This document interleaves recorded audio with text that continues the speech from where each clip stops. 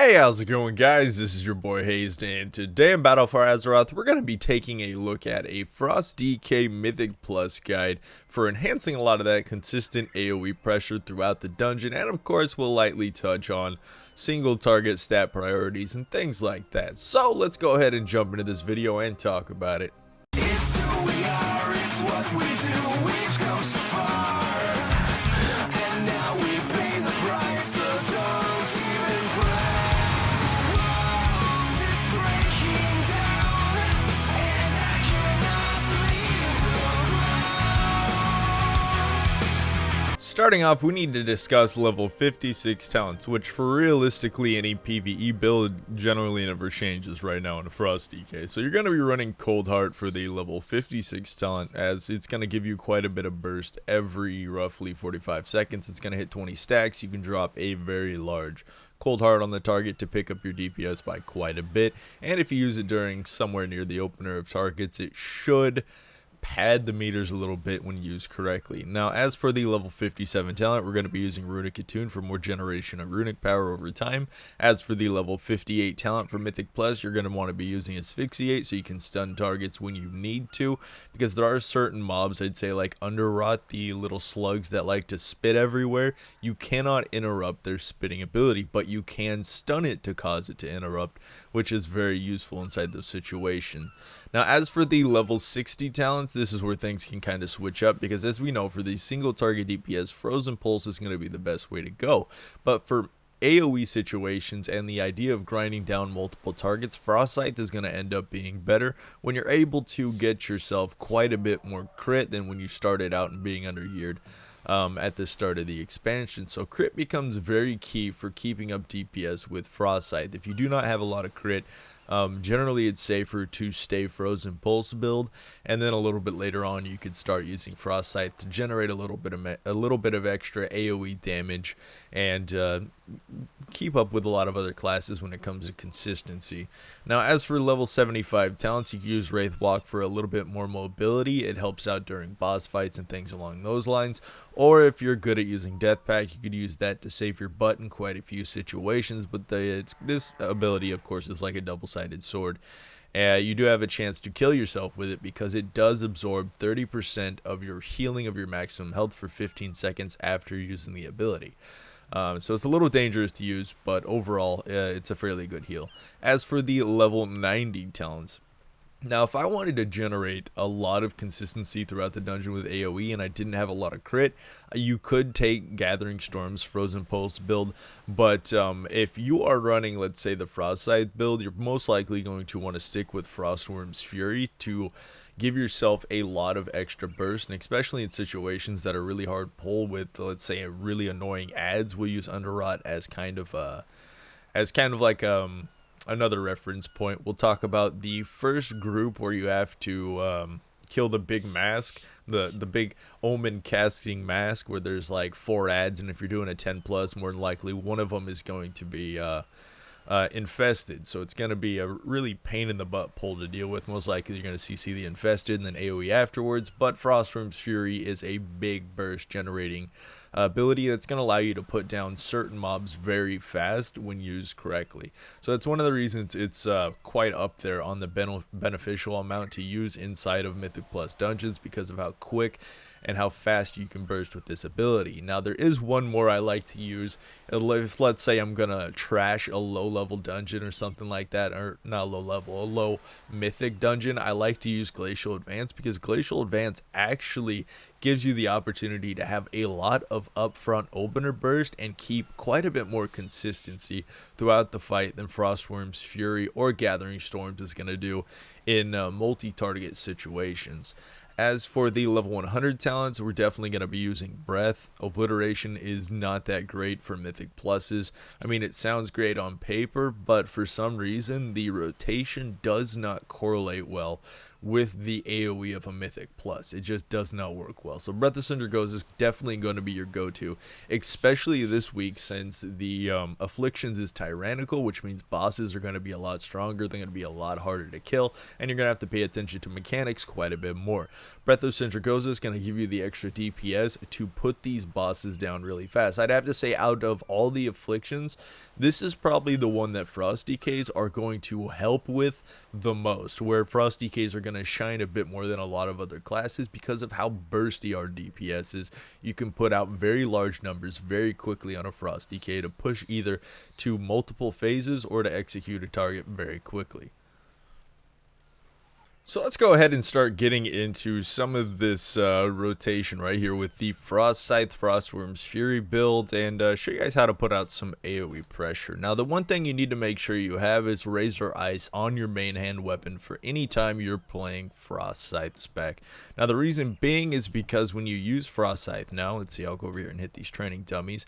Any target you connect with Frostscythe, it's applying a main hand weapon attack, which is applying Razor Ice to each target within the area getting hit by your Frostscythe. Now this is kind of like building up to your burst. When you're going to use Dragon on a target, you'll go ahead and get back like this. We've got Razor Ice on each target. They're all going to take 15% more frost damage from any kind of frost attack. That includes Remorseless Winter, that includes Howling Blast, that includes your Breath of Sindragosa, and that also includes your Frostworm's Fury. That's going to hit an AoE quite a bit harder than if you had it on your offhand. Now the thing about bursting on a target for AoE with this spec is you're going to wait for, of course I got to wait for Remorseless Winter to come back up. The initial burst or the pre-burst I'm going to do on this target obviously is Remorseless Winter. I'm going to prop any kind of trinket and of course Pillar of Frost, and at that point when I'm going to start closing the gap on the target. Hopefully you're going to do that before the tank pulls. Now when you go in on the target, you either want to lay out a Howling Blast. If you're not feeling lucky, throw out a Howling Blast first without the proc just to apply your AoE dots to everyone within the vicinity, and then go ahead and start spamming your Frostscythes until you get a Howling Blast proc, and then go ahead and use your Howling Blast proc over your Frostscythe. Now, when are you going to use Frost Strike? It's really up to you when you want to use Frost Strike, being that it's generally used as just a filler right now, just something you kind of throw in there. You can either choose to keep yourself from getting RP cap to elongate your rotation a little bit longer, or you can just kind of mindlessly throw out your Frostscythes, and generally you don't get too much downtime using Frostscythe since it consumes one room over 2 runes. Now let's go ahead and burst on these little training dummies here. We're also going to use Dragon and things like that. So the first thing I'm going to do is throw up Remorseless Winter, throw up IBF, and then we're going to hit a Howling Blast on the target and start spamming, of course, our Frostscythes using any Howling Blast procs we get. And what we want to do is just kind of build up our runes just as we would with any other spec, and go ahead and lay out Dragon and of course our Icy Chains to burst on the target. As you can see there, we hit about 40,000 DPS on 4 targets, which is quite a bit of AoE pressure at any point in time. Now the other thing we could do if we really wanted to apply pressure is what we would do is we would also burst with Breath. Now the rotation with Breath can change up a little more based on how much runic power you're actually consuming compared to how much you are generating with Frostscythe. So when using Frostscythe and using Breath at the same time, there's a couple rules you're going to have to apply to this situation and you're going to have to watch out for. So I'm going to go ahead and kind of close the gap on this target, throw up this, and I'm going to throw up my Breath. Now you'll see right away that you're consuming more runic power than you're generating, which you'll have to rely on using Obliterates to actually make up for that. Now you can throw in some Frostscythes here and there, but as you can see, there becomes a major issue with keeping your Breath up just relying solely on your Frostscythe. So there's the kind of trick to breathing if you want to deal good AoE pressure with your Breath, because obviously you're going to have to rotate all these cooldowns either on separate pulls if you want to have average good AoE DPS on every pull, or if you use them all at once you're going to have huge DPS. If I use Breath when we saw the 40k proc, I most likely would have hit 45 to 50k DPS fairly easy with Breath up. Now you can see where all the generation and the consistency damage comes from. It's fairly simple, fairly nice to use. Now the one thing you got to realize is when you're in groups with demon hunters and things along like that have a lot more upfront AoE burst, what they're going to do on the DPS meter is dwarf your damage at first, and then you're going to have to catch back up afterwards, because we do not have nearly as much upfront damage going on with our AoE rotation. Now there is somewhat of a trick to actually causing your opener DPS to be as strong as, let's say, a demon hunter. And it's one of the little things I like to do when I said early on that I like to AoE pull, or let's say I'm doing a lower key and I like to AoE pull a lot. And one of the things is Glacial Advance. Now I don't think I can change it for like another 50 seconds here, which that's okay. We can go ahead and wait on that. Other things. So if you really want to use Frostscythe and you don't have enough crit, let's say around 15 to 20% crit to actually generate quite a bit of DPS from Frostscythe, there is a slight way to make up for some overall consistency, and that's if you want to sacrifice Frostworm's Fury. What you can go ahead and do for the targets is actually rely on Glacial Advance for your AoE consistency, which actually Glacial Advance is going to give you a bit more AoE consistency than just using Frostscythe and Frostworm's Fury for overall damage, because Glacial Advance is going to damage for just about as much as your Frostscythe is going to generate.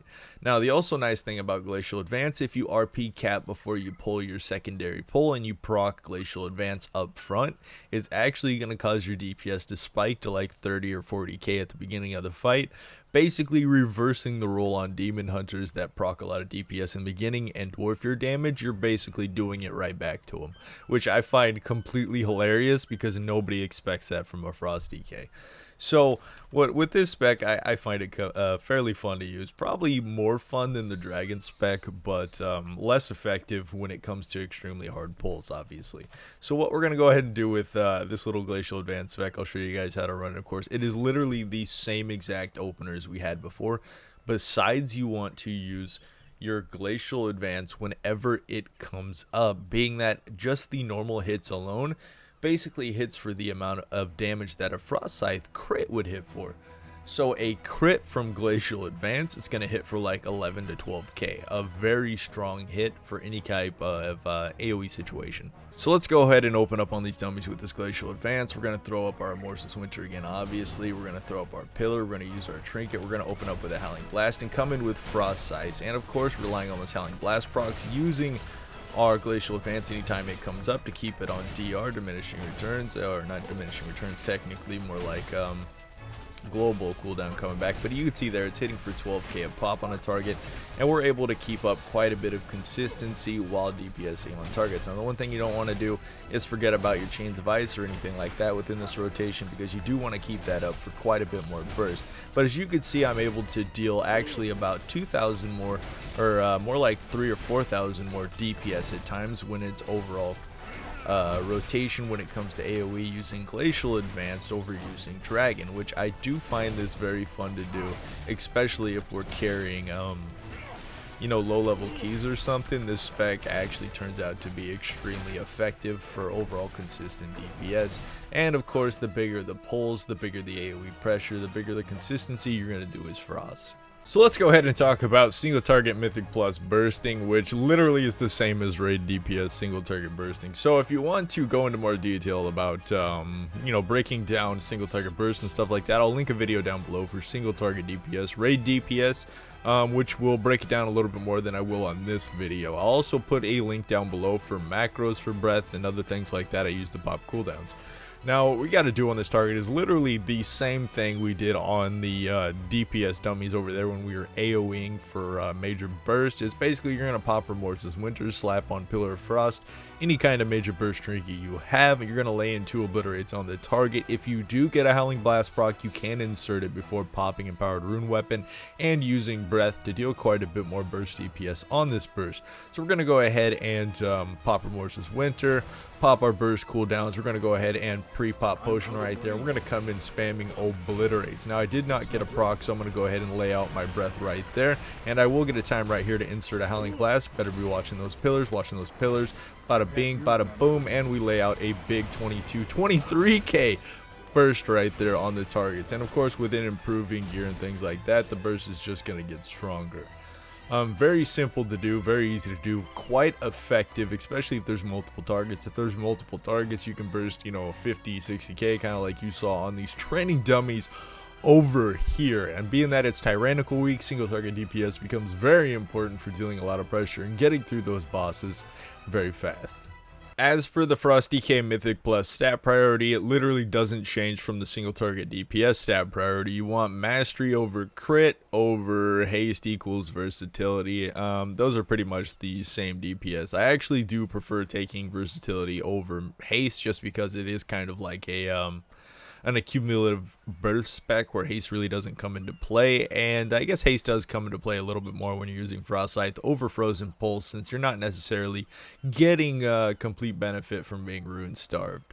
So that kind of sums it up for the Mythic Plus video. We went over AoE, we went over talents, we went over the correct enchants you want to be using, and if you want to know what kind of Azeroth talents you should be using, go ahead and go to Blood Mallet, which I'll link down in the comments below. It's a fairly good website that'll tell you your best in slot trinkets, and of course your best in slot Azeroth pieces. Now you can look at single target DPS to increase your single target damage if you're trying to do raid, or you're really struggling with bosses within your group. It'll probably be fairly good to go with your single target damage. But if you want to increase your overall AoE consistency, you can go ahead and select the patchwork button, which will allow you to deal quite a bit more damage in AoE situations. So I hope you guys enjoyed this Frostscythe Mythic Plus guide video, and I hope you guys are going to be able to put out a little bit more numbers. That's not something I've ever heard of. But if you guys have any questions, leave it down in the comments below. Leave a like on the video, it'll really help me out, guys. And until next time, this was your boy Hazzed.